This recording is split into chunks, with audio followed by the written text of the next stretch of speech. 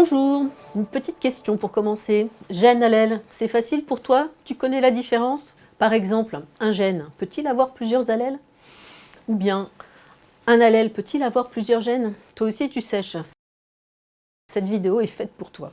Un gène est situé à un endroit donné sur un chromosome. Toujours le même, c'est le locus du gène.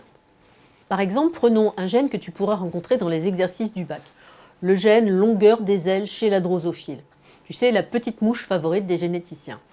Voilà le chromosome 2 de la drosophile. Et voilà l'endroit où se situe le gène, c'est-à-dire son locus. Maintenant, tu te souviens que dans les cellules d'un humain ou dans une drosophile, chaque chromosome est en 2 exemplaires, c'est-à-dire par paire. Ce sont des chromosomes homologues. Alors voici, toujours chez la drosophile, le chromosome 2 homologue, sur lequel il y a aussi le locus du gène, longueur des ailes. Sur ce même locus, on va pouvoir trouver des versions différentes du gène. Ces versions différentes s'appellent des allèles. Par exemple, il y a un allèle qui est associé à L long, comme ça. Son nom de code, c'est VG+. Et il y a un autre allèle associé à des L minuscules, comme ça. C'est ce qu'on appelle L vestigial. Lui, on le note VG tout court.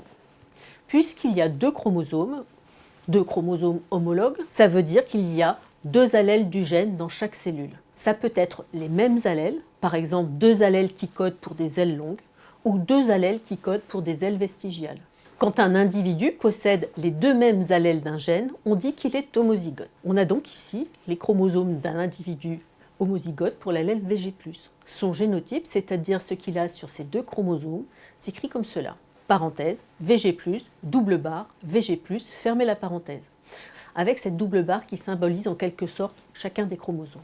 Et quel va être le phénotype de cet individu? Autrement dit, quel type d'aile va-t-il avoir? Là, c'est facile. L'individu a 2 allèles VG+, il aura donc les ailes longues. On va noter son phénotype VG+, entre crochets. Mais pour connaître le phénotype de l'individu qui a ces 2 chromosomes 2, c'est plus compliqué. Cet individu a 2 allèles différents pour le gène longueur des ailes, VG+, et VG. Il est dit hétérozygote.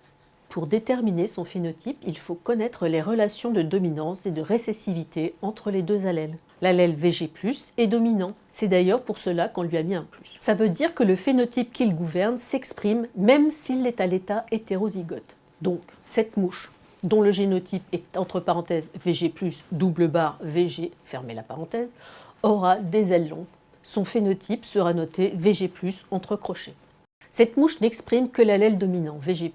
L'autre allèle, VG, reste masqué. Il est dit récessif. Maintenant, prenons cet individu. Il a des ailes vestigiales. Son phénotype est donc noté entre crochets, VG. Après ce que je t'ai expliqué, tu auras deviné qu'il doit y avoir 2 allèles VG. Autrement dit, il doit être homozygote pour cet allèle. Son génotype est noté entre parenthèses VG, 2 barres, VG. Fermez la parenthèse. Alors, c'est clair maintenant? Vraiment? Pour vérifier, fais ce quiz associé à la vidéo.